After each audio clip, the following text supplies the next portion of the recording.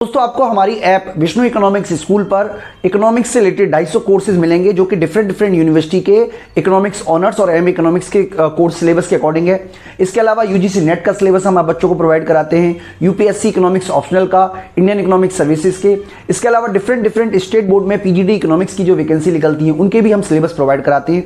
तो ये सारे के सारे कोर्स आपको हमारी ऐप विष्णु इकोनॉमिक्स स्कूल में मिलेंगे। तो दोस्तों हम आप बच्चों को क्लासिकल अप्रोच के बारे में डिस्कस कर रहे हैं। तो हम ऑलरेडी ये पढ़ चुके हैं। एक बार मैं आपको बता देता हूँ कि क्लासिकल इकोनॉमिस्ट जो हैं वो फुल एम्प्लॉयमेंट को नॉर्मल कंडीशन मानते हैं और जो अनएम्प्लॉयमेंट है उसको वो रेयर कंडीशन मानते हैं। तो जो क्लासिकल पूरा का पूरा अप्रोच है वो दो ऐसे प्रिंसिपल या दो ऐसे थ्योरी पर बेस्ड है जिसके बारे में हम आपको इस वीडियो में समझाने की कोशिश करेंगे। जिसमें से पहला है सेज मार्केट लॉ और दूसरा जो है उसको बोलते हैं हम the flexibility of wage rate and interest and price, यानी कि flexibility in wage and price ही आप बोल सकते हो।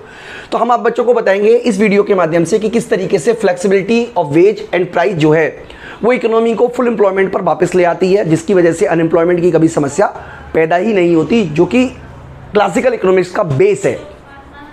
तो बच्चों मैं आपको ये भी बता देता हूं कि उन्होंने जो टेम्परेरी माना, इसका मतलब इकोनॉमी में किसी भी तरीके के गवर्नमेंट इंटरफेयर की जरूरत नहीं है। इकोनॉमी अपने आप सेल्फ करेक्टिव वाले है, यानी कि बिना गवर्नमेंट के इंटरफेयर के भी फुल एम्प्लॉयमेंट लेवल को अचीव किया जा सकता है। और इसके बारे में हम आप बच्चों को समझाएंगे। तो देखिए, सबसे पहले तो आप ये याद रखिएगा कि इकोनॉमी में जो डिमांड ऑफ लेबर है वो इन्वर्सली रिलेटेड है वेज रेट से। ये हम ऑलरेडी बच्चों डिस्कस कर चुके हैं। एक बार मैं आपको फिर से बता देता हूँ कि जो डिमांड ऑफ लेबर है वो इस तरीके का होता है, इस तरीके का डिमांड ऑफ लेबर। इसको यहां पे हम लिख लेते हैं रियल वेज से। इसका मतलब क्या हुआ बच्चों कि जो हमारा डिमांड ऑफ लेबर है DN, इसको डिमांड ऑफ लेबर के लिए हमने ये वाला वर्ड यूज किया है। ये फंक्शन है किसका? रियल वेज का। और ये नेगेटिव फंक्शन है। इसका मतलब ये हुआ कि अगर रियल वेज ज्यादा होगा तो जो डिमांड है लेबर की वो कम होगी, और रियल वेज अगर कम होगा तो डिमांड लेबर की ज़्यादा होगी। ये हम ऑलरेडी बच्चों आपको क्लासिकल मॉडल में पढ़ा चुके हैं, यहाँ पे भी आपको समझा रहे हैं।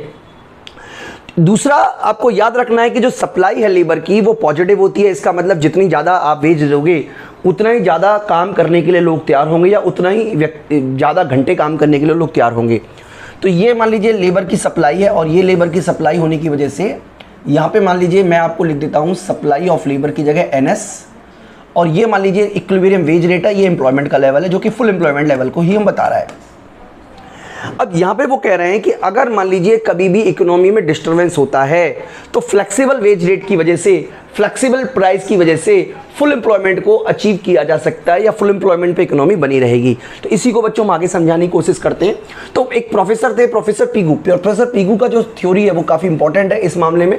प्रोफेसर पीगू ने बताया कि जो अनएम्प्लॉयमेंट है वो इकोनॉमी में इसलिए अराइज होती है क्योंकि वेज रिजिडिटी, यानी कि अनएम्प्लॉयमेंट, अगर किसी इकोनॉमी में अनएम्प्लॉयमेंट पैदा होती है तो अनएम्प्लॉयमेंट पैदा होने की वजह है वेज रिजिडिटी, यानी कि अगर वेज रिजिड है तो अनएम्प्लॉयमेंट होगी, अगर वेज फ्लेक्सिबल है तो किसी भी तरीके की अनएम्प्लॉयमेंट नहीं होगी, क्योंकि क्लासिकल मॉडल विलेज फ्लेक्सिबिलिटी को मान को चलता है, इसलिए अनएम्प्लॉयमेंट भी नहीं होती। और दूसरी उन्होंने बताया इंटरफेरेंस ऑफ गवर्नमेंट, यानी कि अगर मार्केट में गवर्नमेंट का इंटरफेरेंस होता है या वेज रिजिडिटी होती है तभी अनएम्प्लॉयमेंट होगी, क्योंकि ये दोनों चीज़ें नहीं होती है। क्लासिकल इकोनॉमिक्स मानते थे न तो वेज रिजिड होता है ना ही गवर्नमेंट इंटरफेयर करती है, इसलिए market economy demand and supply के फोर्सेस ऑटोमेटिकली अपने आप को फुल एम्प्लॉयमेंट पे अचीव कर लेते हैं। यानी कि classical economics were of view that if unemployment is found in a economy then money wage will fall, with the fall in money wage there will be corresponding fall in real wage. As a result demand for labor will increase and full employment situation will result। यानी कि मैं आपको diagram के through भी समझा देता हूं बच्चों। इसको देखिए, यहाँ पे मैं आपको एक डायग्राम बना देता हूं। देखिए, समझने की आप कोशिश कीजिएगा अगर आपको मेरी बात समझ में अच्छी तरीके से आ जाए।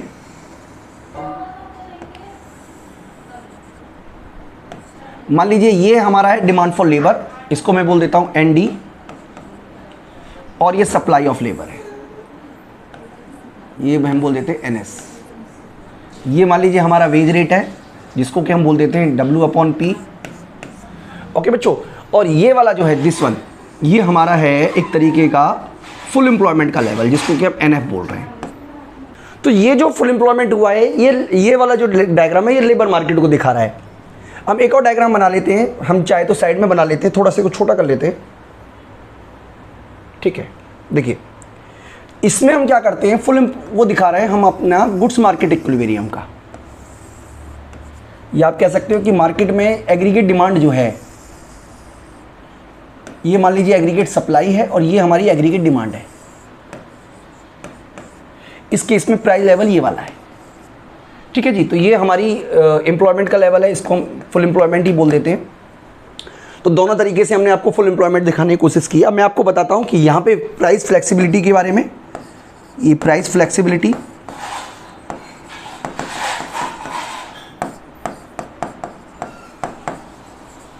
और यहाँ पे वेज फ्लेक्सिबिलिटी, ठीक है, दोनों के बारे में मैं आपको समझाता हूँ।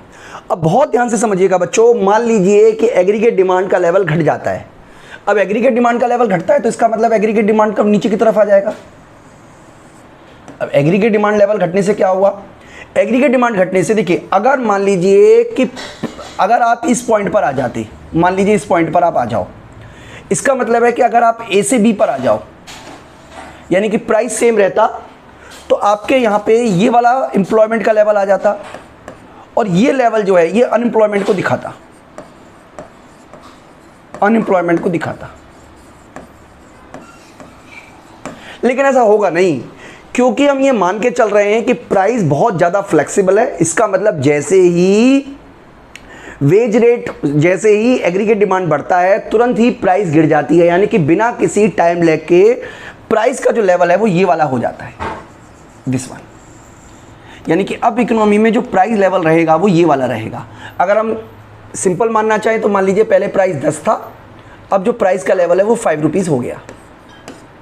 अब मान लीजिए कि जो वेज मिल रहा था, पहले मिल रहा था, मान लीजिए नॉमिनल वेज है 1000 रुपये का या 100 रुपये का, और प्राइस लेवल था सपोज कीजिए 10 का।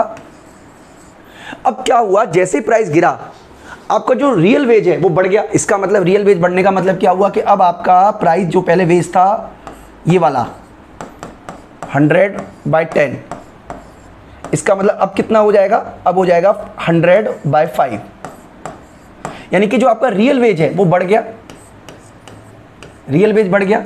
अब रियल वेज बढ़ने से आप देखिए अनएम्प्लॉयमेंट की समस्या पैदा हो गई। ये देखिए अनएम्प्लॉयमेंट है, क्योंकि ये सप्लाई ज़्यादा है डिमांड कम है, यानी कि यहाँ पे सप्लाई जो है लेबर की वो ज़्यादा है और डिमांड जो है लेबर की वो कम है, इसलिए ये हिस्सा जो है, ये वाला एरिया जो है ये अनएम्प्लॉयमेंट को दिखा रहा है। लेकिन क्लासिकल इकोनॉमिक्स मानते हैं कि ये अनएम्प्लॉयमेंट भी नहीं आएगा।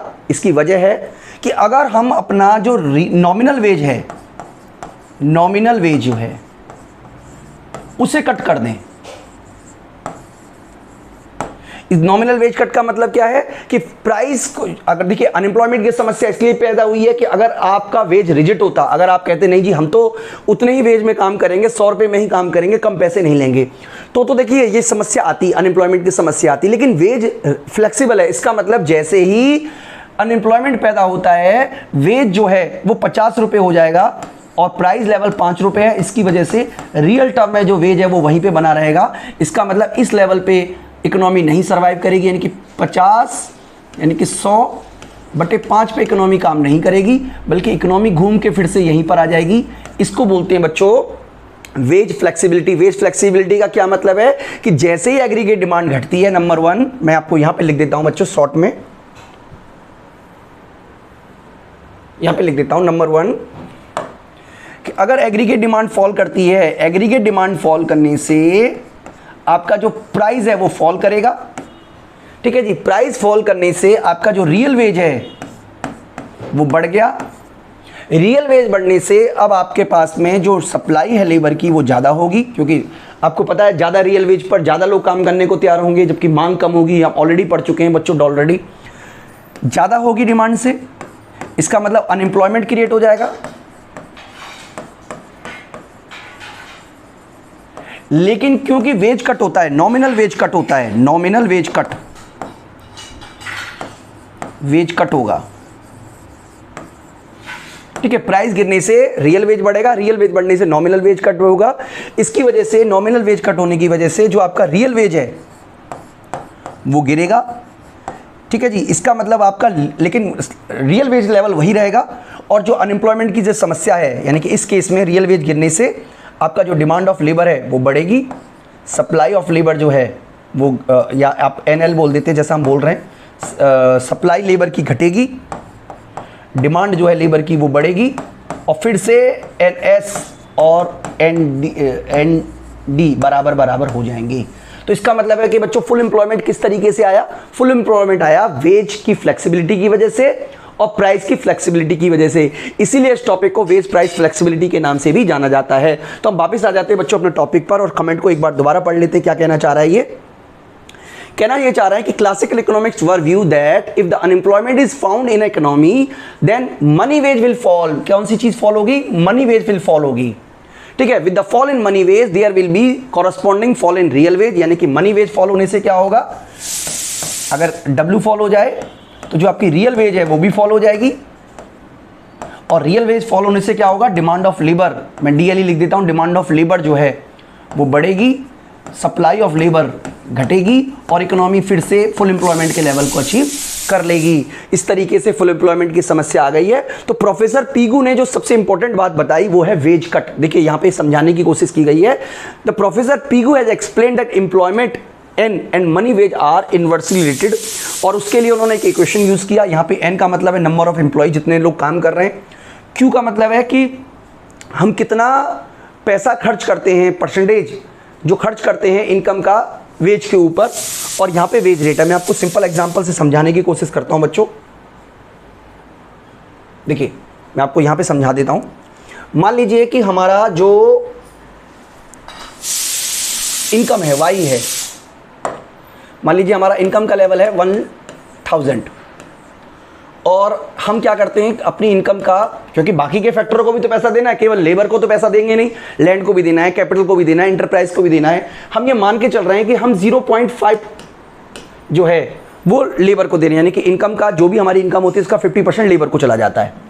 और जो वेज रेट चल रहा है, जो वेज रेट चल रहा है मान लीजिए वो चल रहा है 10 रुपये का, इसका मतलब हमारा कितने लोग काम पे लगेंगे, N equal to 0.5 into 1000 upon 10। तो अगर आप निकालोगे तो आपको पता चलेगा कि 50 लोगों को काम पे लगाया जाएगा। अब यहाँ पे ये कहना चाह रहे हैं कि अगर हम वेज रेट को कट कर दें, यानी कि जो वेज है हमारा, वेज है, अगर वो 10 की जगह 5 हो जाए, इसका मतलब क्या हुआ कि अब हम कितने लोगों को काम पे लगा पाएंगे? डेफिनेटली हम लगा पाएंगे 100 लोगों को काम पे। आप कैलकुलेट करके देख लीजिएगा। और अगर 20 हो जाता है तो 25 लोगों को काम पे लगाएंगे। इसका मतलब अगर हम वेज कट कर दें तो ज़्यादा लोगों को काम पे लगाया जा सकता है, और कम वेज कर दें तो कम लोगों को काम पे लगाया जा सकता है। यानी कि if the part of income, if that part of income is which is paid to the laborer as QY remain constant, अगर ये constant रहे, QY constant रहे, constant, then fall in wage rate will increase the level of employment। यानी कि अगर हम employment के level को बढ़ाना चाहते हैं, हम चाहते हैं कि एम्प्लॉयमेंट का लेवल बढ़े, रोजगार का लेवल बढ़े, तो हम वेज कट करके फुल एम्प्लॉयमेंट के लेवल को अचीव कर सकते हैं, जिसको हम PQ इफेक्ट के नाम से भी जानते हैं। तो बच्चों ये डायग्राम हमने आपको बताया। मैं उम्मीद करता हूं कि आपको कंसेप्ट समझ में आ गया होगा। इस वीडियो में इतना ही। दोस्तों अगर आप वीडियो की में दी हुई PDF को डाउनलोड करना चाहते हैं तो आप हमारी एप्लीकेशन विष्णु इकोनॉमिक्स को डाउनलोड कर लें। जब आप एप्लीकेशन डाउनलोड कर लोगे तो एज ए स्टूडेंट आपको रजिस्टर्ड होना है। उसके बाद आपको 3 डॉट दिख रही होंगी, इनको जब आप क्लिक करोगे तो आपको स्टडी मटेरियल का एक ऑप्शन दिखेगा। यहाँ पर आपको सारे के सारे नोट्स अवेलेबल हैं, आप चाहें तो इनको डाउनलोड कर सकते हैं।